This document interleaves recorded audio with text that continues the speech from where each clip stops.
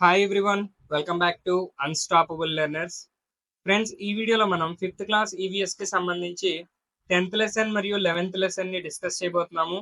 So, discussion start చేసే ముందు మీరు గనక మన ఛానల్‌ని ఫస్ట్ టైమ్ విజిట్ చేసినట్లయితే మన ఛానల్‌ని సబ్స్క్రైబ్ చేసుకోండి అండ్ మీ ఫ్రెండ్స్ అందరికీ కూడా షేర్ చేయండి. ఇదే విధంగా 3ర్డ్ క్లాస్ మరియు 4థ్ క్లాస్‌కి సంబంధించి అన్ని లెసన్స్ వీడియోస్ మన ఛానల్‌లో అవైలబుల్‌గా ఉన్నాయి. వాటికి సంబంధించిన లింక్స్ డిస్క్రిప్షన్‌లో ప్రొవైడ్ చేస్తాను. అండ్ అలానే ఈ వీడియోని చూస్తున్న ప్రతి ఒక్కరు కూడా మర్చిపోకుండా వీడియోని లైక్ చేయండి. ఈ విధంగా మీరు లైక్ చేయడం వల్ల ఈ వీడియో ఇంకా ఎక్కువ మందికి ఉపయోగపడే విధంగా ఉంటుందన్నమాట. సో స్టార్ట్ చేద్దాం. 10థ్ లెసన్ వచ్చేసి భారత స్వతంత్రోద్యమం. ఫస్ట్ పాయింట్, బ్రిటిష్ వాళ్ళ నుండి 1947 ఆగస్టు 15వ తేదీన భారతదేశం స్వాతంత్ర్యం సాధించింది. సో ఇది మనందరికీ బాగా తెలిసిన విషయం. 1947 ఆగస్టు 15వ తేదీన భారతదేశం స్వాతంత్ర్యం సాధించింది. చంద్రగుప్త మౌర్యుడు, అశోకుడు, సముద్రగుప్తుడు, అక్బర్, షాజహాన్ వంటి గొప్ప రాజులు, చక్రవర్తులు భారతదేశాన్ని గొప్ప దేశంగా తీర్చిదిద్దారు. నలంద, తక్షశిల లాంటి గొప్ప విశ్వవిద్యాలయాలను నిర్మించారు. ఇక్కడ పేర్కొన్న వంటి గొప్ప రాజులు మరియు చక్రవర్తులు వీళ్ళందరూ కూడా భారతదేశాన్ని గొప్ప దేశంగా తీర్చిదిద్ది నలంద మరియు తక్షశిల లాంటి గొప్ప విశ్వవిద్యాలయాలను కూడా భారతదేశంలో స్థాపించడం జరిగింది. చరిత్రలో భారతదేశం గణితం, వైద్య శాస్త్రం, విజ్ఞాన శాస్త్రం, శస్త్రచికిత్సలు, లోహ శాస్త్రం, కళలు, సాహిత్యం మొదలగు రంగాలలో గొప్పగా రాణించింది. చరిత్రలో చూసినట్లయితే భారతదేశం గణితంలో మరియు వైద్య శాస్త్రంలో, విజ్ఞాన శాస్త్రంలో, శస్త్రచికిత్సలలో, లోహ శాస్త్రం, కళలు మొదలగు వివిధ కళలలో గొప్పగా రాణించింది. విదేశీ వాళ్ళు వారి వ్యాపార విస్తరణ కోసం భారతదేశానికి ప్రవేశించారు.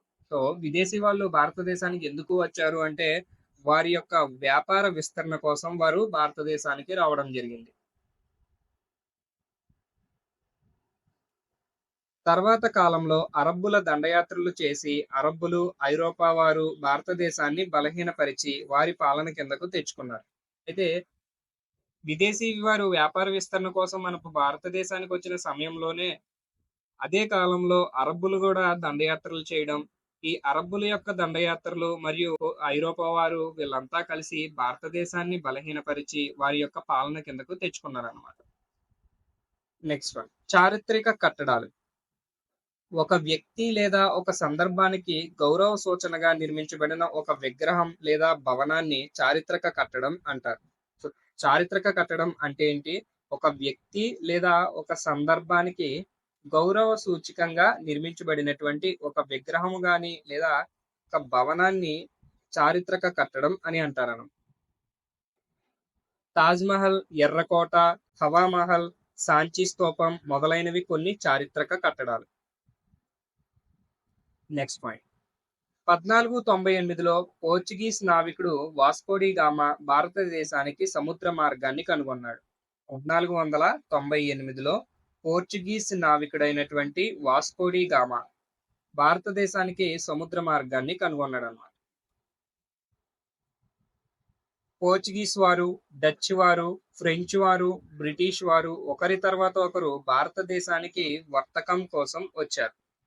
ఎప్పుడైతే 1498లో పోర్చుగీస్ నావికుడైనటువంటి వాస్కోడి గామా భారతదేశానికి సముద్ర మార్గాన్ని కనుగొన్న తర్వాత మొదటగా పోర్చుగీస్ వారు, వారి తర్వాత డచ్ వారు, ఆ తర్వాత ఫ్రెంచ్ వారు, ఆ తర్వాత బ్రిటిష్ వారు ఒకరి తర్వాత ఒకరు భారతదేశానికి వచ్చి వర్తకాన్ని ప్రారంభించారన్నమాట.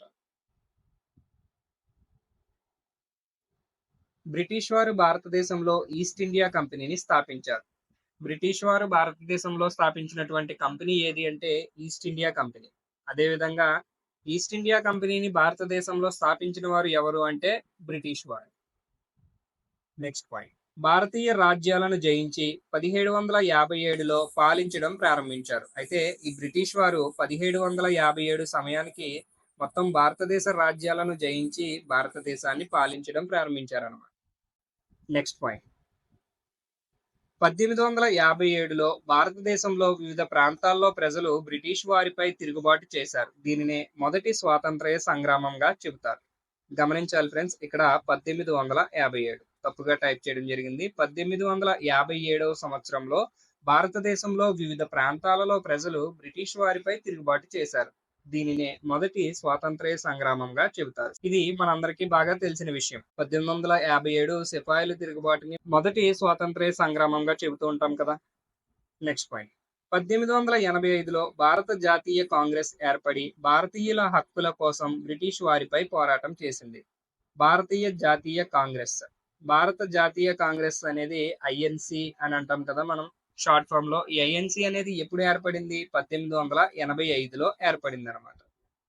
అయితే ఈ ఐఎన్సి ఏర్పడిన ముఖ్య ఉద్దేశం ఏంటంటే భారతీయుల హక్కుల కోసం బ్రిటిష్ వారిపై పోరాటం చేసేదన్నమాట.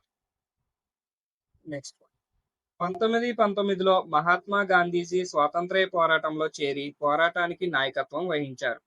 1919లో మహాత్మా గాంధీజీ గారు స్వాతంత్ర్య పోరాటంలో చేరి ఈ పోరాటానికి నాయకత్వం వహించారన్నమాట.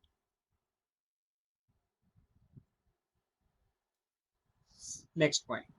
గాంధీజీ సహాయ నిరాకరణ ఉద్యమం, ఉప్పు సత్యాగ్రహం చేపట్టారు. ఈ విధంగా 1919లో ఎప్పుడైతే ఈ స్వతంత్ర పోరాటంలో గాంధీజీ గారు చేరారో ఆయన అప్పటి నుంచి అనేక ఉద్యమాలు చేపట్టడం జరిగింది. వాటిలో సహాయ నిరాకరణ ఉద్యమం మరియు ఉప్పు సత్యాగ్రహం వంటివి కొన్ని ఉదాహరణలు అన్నమాట. Next point.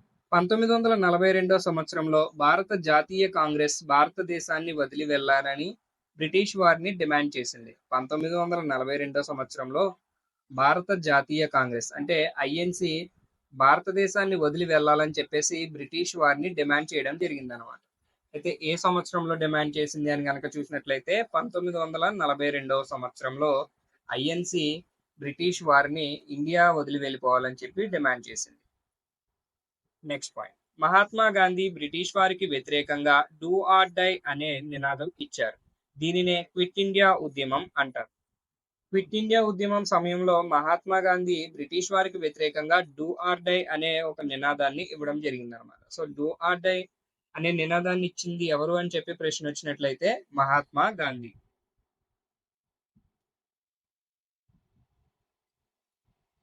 Next question. 1947 August 14 అర్ధరాత్రి బ్రిటిష్ వారు భారతదేశాన్ని వదిలి వెళ్లారు. అప్పటి నుంచి ప్రతి సంవత్సరం ఆగస్టు 15న స్వాతంత్ర్య దినోత్సవం జరుపుకుంటున్నాం. 14 ఆగస్టు 1947 అర్ధరాత్రి బ్రిటిష్ వారు భారతదేశాన్ని వదిలి వెళ్లారనమాట. అప్పటి నుంచి ప్రతి సంవత్సరం ఆగస్టు 15న స్వాతంత్ర్య దినోత్సవం జరుపుకుంటున్నాం. భారత రాజ్యాంగాన్ని రచించే బాధ్యత రాజ్యాంగ పరిషత్ డాక్టర్ బిఆర్ అంబేద్కర్ నేతృత్వంలో కమిటీకి అప్పగించింది. భారత రాజ్యాంగాన్ని రచించే బాధ్యత భారత రాజ్యాంగ పరిషత్ ఎవరికి అప్పచెప్పింది అంటే డాక్టర్ బిఆర్ అంబేద్కర్ గారి నేతృత్వంలో ఉన్నటువంటి కమిటీకి అప్పచెప్పింది అన్నమాట. భారత రాజ్యాంగం 1950 జనవరి 26 నుండి అమలులోకి వచ్చింది. అప్పటి నుంచి మనం ప్రతి సంవత్సరం జనవరి 26వ తారీఖున గణతంత్ర దినోత్సవంగా జరుపుకుంటున్నాం అన్నమాట. భారత రాజ్యాంగం ఎప్పటి నుంచి అమల్లోకి వచ్చింది అని చూసినట్లయితే 1950 జనవరి 26 నుండి భారత రాజ్యాంగం అమలులోకి వచ్చింది. Next point. స్వాతంత్ర్య సమరయోధులు అంటే భగత్ సింగ్, బాల గంగాధర్ తిలక్, లాల్ బహదూర్ శాస్త్రి, రాణి లక్ష్మీబాయి, సుభాష్ చంద్రబోస్, జవహర్ లాల్ నెహ్రూ, బిఆర్ అంబేద్కర్, సర్దార్ వల్లభాయ్ పటేల్. సో వీరందరినీ కూడా మనం స్వాతంత్ర్య సమరయోధులుగా చెప్తూ ఉంటాం అన్నమాట.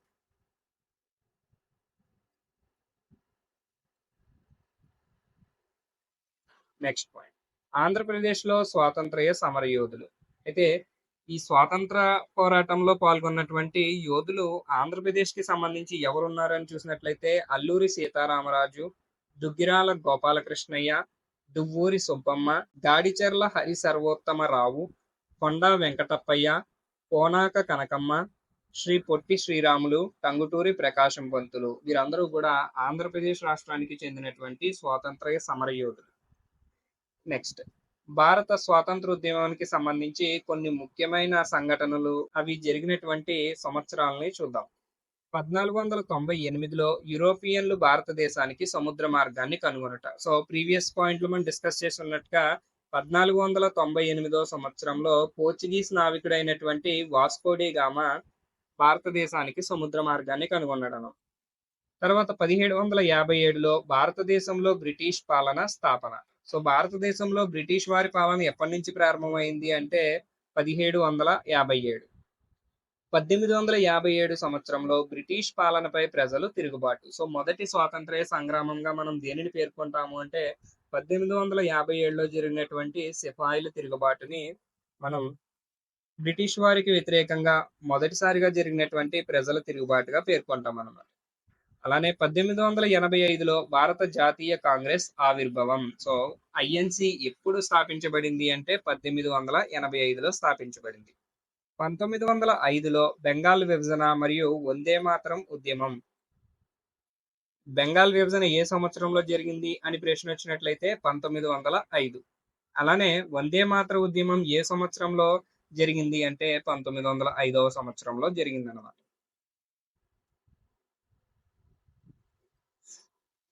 1919లో స్వాతంత్ర్య పోరాటంలో గాంధీజీ నాయకత్వం. సో గాంధీజీ గారు 1919 సంవత్సరంలో స్వాతంత్ర్య పోరాటంలో చేరి అప్పటి నుంచి ఈ స్వాతంత్ర్య పోరాటానికి నాయకత్వం వహించారన్నమాట. తర్వాత 1920లో సహాయ నిరాకరణ ఉద్యమం చేపట్టారు. సహాయ నిరాకరణ ఉద్యమం ఏ సంవత్సరంలో జరిగింది అంటే 1920. అలానే 1930లో ఉప్పు సత్యాగ్రహం. గుర్తుపెట్టుకోవాలి, 1920లో సహాయ నిరాకరణ ఉద్యమం, 1930లో ఉప్పు సత్యాగ్రహం. తర్వాత 1942 క్విట్ ఇండియా ఉద్యమం. సో ఈ మూడు కూడా మనకి ఇంపార్టెంట్ ఇయర్స్. ఎందుకంటే 1920లో సహాయ నిరాకరణ ఉద్యమం మరియు 1930 ఉప్పు సత్యాగ్రహం, ఆ తర్వాత 1942 క్విట్ ఇండియా ఉద్యమం, ఇవన్నీ కూడా 1919 స్వాతంత్ర్య పోరాటంలో గాంధీజీ గారి నాయకత్వం ప్రారంభమైన తర్వాత నుంచి ఇవి చేపట్టడం జరిగిందనమాట. ఇక చివరిగా 1947 ఆగస్టు 15వ తారీఖున మనకి భారత స్వాతంత్ర దినోత్సవంగా ప్రతి సంవత్సరం జరుపుకుంటున్నాం అన్నమాట. అయితే బ్రిటిష్ వారు భారతదేశాన్ని ఎప్పుడు వదిలి వెళ్లారు అన్నట్లయితే 1947 ఆగస్టు 14 అర్ధరాత్రి వారు ఇండియాని వదిలిపెట్టి వెళ్ళడం జరిగిందన్నమాట. సో ఇక్కడికి మనకి 10th లెసన్ కంప్లీట్ చేసుకున్నాము. ఇప్పుడు 11th లెసన్ చూసినట్లయితే అవని నుండి అంతరిక్షానికి. ఈ వీడియోని చూస్తున్న ప్రతి ఒక్కరు కూడా లైక్ చేయండి. లైక్ చేయడం మర్చిపోవద్దు. ఈ విధంగా మీరు లైక్ చేయడం వల్ల ఈ వీడియో ఇంకా ఎక్కువ మందికి చేరి వాళ్ళకు కూడా ఉపయోగపడుతుంది. సో 11th లెసన్ చూద్దాం. ఒకప్పుడు ఫెర్డినాండ్ మాజిల్లాన్ అనే పోర్చుగీస్ నావికుడు తన బృందంతో సముద్ర ప్రయాణం చేశారు. సో ఫెర్డినాండ్ మాజిల్లాన్ అనే వ్యక్తి ఏ దేశానికి చెందినవాడు అంటే పోర్చుగీస్ నావికుడు అన్నమాట. అయితే తన బృందంతో ఆయన సముద్ర ప్రయాణం చేశారట. వారు సముద్రంలో కొన్ని సంవత్సరాల ప్రయాణం తర్వాత తిరిగి వారు ప్రయాణం మొదలుపెట్టిన ప్రాంతాలకు చేరారు. అయితే వాళ్ళు ప్రయాణం మొదలుపెట్టిన తర్వాత కొన్ని సంవత్సరాల ప్రయాణం చేసి ఆ తర్వాత వారు ఎక్కడి నుంచి అయితే ప్రయాణం మొదలు పెట్టారో మళ్ళీ తిరిగి అక్కడికే చేరుకున్నారన్నమాట. భూమి గోళాకారంగా ఉన్నప్పుడు మాత్రమే ఇది సాధ్యమవుతుంది. దీనిని బట్టి వారు భూమి గోళాకారంగా ఉందని నిర్ధారించారు. భూమి గోళాకారంగా ఉన్నప్పటికీ బల్లపరుపుగా కనిపిస్తుంది. సో ఈ విధంగా వాళ్ళు ఎక్కడి నుంచి అయితే ప్రారంభించారో వాళ్ళ ప్రయాణం మళ్ళీ తిరిగి అదే ప్రదేశానికి చేరుకోవడం వల్ల వాళ్ళు చివరిగా ఏమని నిర్ధారించారంటే భూమి గోళాకారంగా ఉంది, అందుకనే ఎక్కడి నుంచి ప్రారంభించామో మళ్ళీ తిరిగి అక్కడికే వచ్చాము అని చెప్పి వాళ్ళు నిర్ధారించారు. అయితే అది గోళాకారంగా ఉన్నప్పటికీ బల్లపరుపుగా కనిపిస్తుంది మనకి చూడడానికి అని చెప్పి వాళ్ళు తెలియజేశారు అన్నమాట.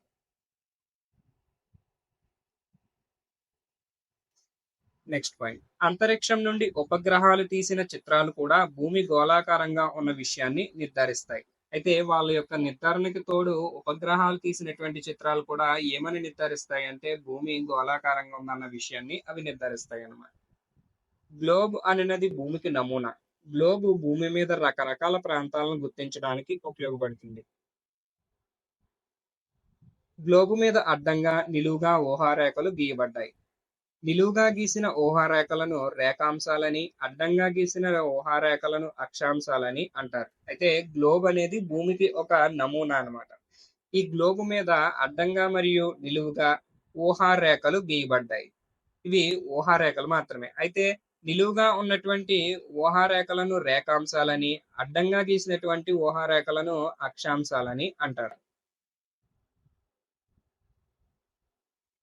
గ్లోబు అడ్డంగా 2 సమాన భాగాలుగా విభజించు అక్షాంశాన్ని భూమధ్య రేఖ అంటారు. అయితే గ్లోబుని అడ్డంగా 2 సమాన భాగాలుగా విభజించు అక్షాంశాన్ని ఏమని పిలుస్తాము అంటే భూమధ్య రేఖ అని పిలుస్తాం. నిలువుగా విభజించు రేఖాంశాన్ని ప్రైమ్ మెరిడియన్ అంటారు. గ్లోబ్‌ని నిలువుగా విభజించే రేఖాంశాన్నేమో ప్రైమ్ మెరిడియన్ అంటాము. అలానే గ్లోబ్‌ని అడ్డంగా 2 సమాన భాగాలుగా విభజించే అక్షాంశాన్నేమో భూమధ్య రేఖ అని అంటాం. భూమి నిరంతరం తిరుగుతూ ఉండటం వలన వివిధ దేశాలు వేర్వేరు సమయాలను కలిగి ఉంటాయి. భూమి ఒక ఊహాజనిత అక్షం ఆధారంగా కొద్దిగా వంగి తిరుగుతుంది. భూమి ఒక ఊహాజనిత అక్షం ఆధారంగా కొద్దిగా వంగి తిరుగుతుందన్నమాట. భూమి తన చుట్టూ తాను తిరగడాన్ని భూభ్రమణం అంటారు. భూమి తన చుట్టూ తాను తిరగడాన్ని ఏమని అంటాం? భూభ్రమణం. ఒక భూభ్రమణంకి 24 గంటల సమయం పడుతుంది. భూభ్రమణం పగలు, రాత్రి ఏర్పడడానికి కారణమవుతుందన్నమాట. అయితే భూమి తన చుట్టూ తాను తిరగడాన్ని ఏమని పిలుస్తున్నాము? భూభ్రమణం అని అంటున్నాం. ఈ భూభ్రమణానికి ఎంత సమయం పడుతుంది అని ప్రశ్న వచ్చినట్లయితే 24 గంటల సమయం పడుతుందన్నమాట. అలానే భూభ్రమణం వల్ల ఏమేమి ఏర్పడతాయి అని చూసినట్లయితే పగలు మరియు రాత్రి అనేవి ఏర్పడతాయి. Next point. భూమి తన చుట్టూ తాను తిరిగేటప్పుడు సూర్యునికి ఎదురుగా ఉన్న భూభాగం పగలుగాను, మిగిలిన భూభాగం రాత్రిగాను ఉంటాయి. భూమి తన చుట్టూ తాను తిరిగేటప్పుడు సూర్యునికి ఎదురుగా ఏ భాగం అయితే ఉందో ఆ భూభాగాన్ని పగలుగా పరిగణిస్తాం. అలానే సూర్యుడికి ఎదురుగా లేని భూభాగాన్ని రాత్రిగాను పరిగణిస్తాం అన్నమాట.